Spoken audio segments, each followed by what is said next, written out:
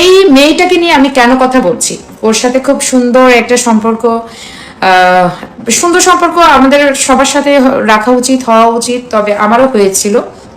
কিন্তু দেখা গেছে যে সময় স্বল্পতা বলেন বা কোনো কিছু বলেন, আমরা তেমন কন্টিনিউ যার যার জায়গা থেকে শেষে ব্যস্ত আসলে, কিন্তু দেখা হয়নি ব্যাপারটা কিন্তু তা না, দেখা হয়েছিল। আপনারা নিজেরাও জানেন যে কোনো এক সময় স্মৃতির সাথে আমার একসাথে আমার ছবি ভিডিও একসাথে আপনারা দেখেছেন। তবে এই মেয়েটাকে নিয়ে আজকে কিছু সত্যি কথা না বললেই না, সেটা হচ্ছে আপনারা ওর বিয়ের যে ড্রেস আপ, মানে যেগুলো নিয়ে ট্রোল করা হচ্ছে বাংলাদেশে, মানে বাংলাদেশে আসলে কি আর করবো, যার ফেস ভ্যালু আছে তাকে কিভাবে নিচে নামানো যায়, ফেস ভ্যালু কিভাবে সত্য মিথ্যা বুঝাইয়া একটা কিছু ডেলিভারি দেওয়া যায়, তার কারণ তার ফেস ভ্যালু আছে, এটাই এটাই হচ্ছে তার অপরাধ। এইটা দিয়ে হচ্ছে তাকে কিভাবে হেনস্থা করা যায় এটা আমরা অনেকেই ভালো জানি। তো এরকম যাদের ফেস ভ্যালু আছে তারা এই ধরনের হেনস্থার শিকার প্রতিনিয়ত হচ্ছে, বা আমিও হচ্ছি, এটা বলে আর লাভ নাই। তবে যেহেতু যেহেতু মেয়েটার ফেস পরিচিতি আছে, তাকে কম বেশ সবাই আপনারা চিনি, আমরা চিনি বা আমরা জানি, রিসেন্ট তার বিয়ের প্রোগ্রামে তাকে নিয়ে অনেক ট্রোল করা হচ্ছে, আর এমন এমন কথা বলা হচ্ছে তার লুকগুলো সুন্দর না, তার লুকগুলো হচ্ছে ভালো লাগছে না। এখন একটা কথা আপনাদেরকে না বলে পারছি না, আমার ব্যক্তিগতভাবে আমি যদি বলি যে আছে না, যে যেমন আমার আমি এখানে করছি, যেমন আমাকে যদি বলে আপনার সকল প্রোডাক্টস থেকে আপনার কোন প্রোডাক্টসটা আপনার কাছে সেরা, আমি বলবো সকল প্রোডাক্টসই আমার কাছে সেরা, কিন্তু ব্লু ক্রিম আমার সবচেয়ে বেশি সেরা, কারণ এইটার সবার কাছে সেরা।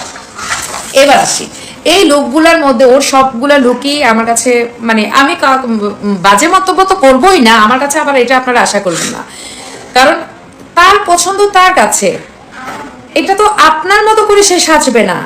তার স্বামীর চোখে তাকে যেভাবে সুন্দর লাগবে সে ওইটাই সাজবে, তার নিজের লোক নিজের কাছে নিজের সৌন্দর্যটাকেই সে এখানে প্রাধান্য দিবে, তার কাছে এটা ভালো লাগছে, সে এইভাবে নিজেকে প্রেজেন্ট করছে। এতে কার ভালো লাগলো কার ভালো লাগলো না এইগুলা নিয়ে আশা করি যে ওই মেয়েটা পড়ে থাকারও মেয়ে না, কারণ সে খুবই স্ট্রং একটা মেয়ে।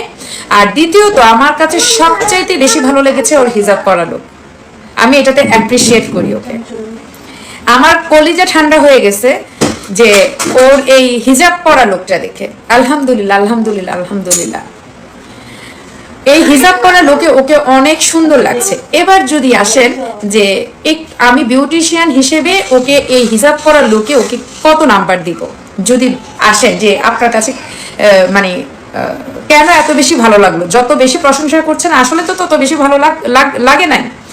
দেখেন রিসেন্ট আমি যে কোনভাবে তাকে হিজাবটাকে ভালো লাগবে, তো ওর যে বিষয়টা, ওর আউটফিট সুন্দর ছিল, ওর সবকিছুই সুন্দর ছিল, সে যেহেতু ফেসটা যেহেতু একটু লম্বা, সেই ক্ষেত্রে হিজাবটা পেছনে দেওয়াতে হয়তো একটু আপনাদের কাছে হিজাব করার স্টাইলটা হয়তো একটু আপনাদের কাছে খারাপ লেগে থাকবে, কিন্তু এটা ওর হিজাবটা যদি এইভাবে বেঁধে যদি পরা হতো তাহলে ওকে আরো মাশাআল্লাহ লাগতো, ওকে অপসরই লাগতো।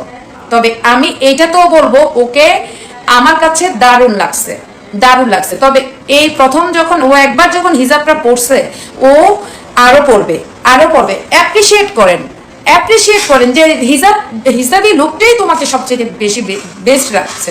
আমি বলবো না, ও সবগুলো লুকই আমার কাছে ভালো লাগছে, কারণ ওর চোখে ওর এটাই ভালো লাগছে। আমার আর আপনার ভালো লাগার জন্য এই মেয়ে কি যেন নিজের টাকা খরচ করে কাপড় চোপড় কিনা প্রোগ্রাম করে নিজের বিয়েতে পড়ে না।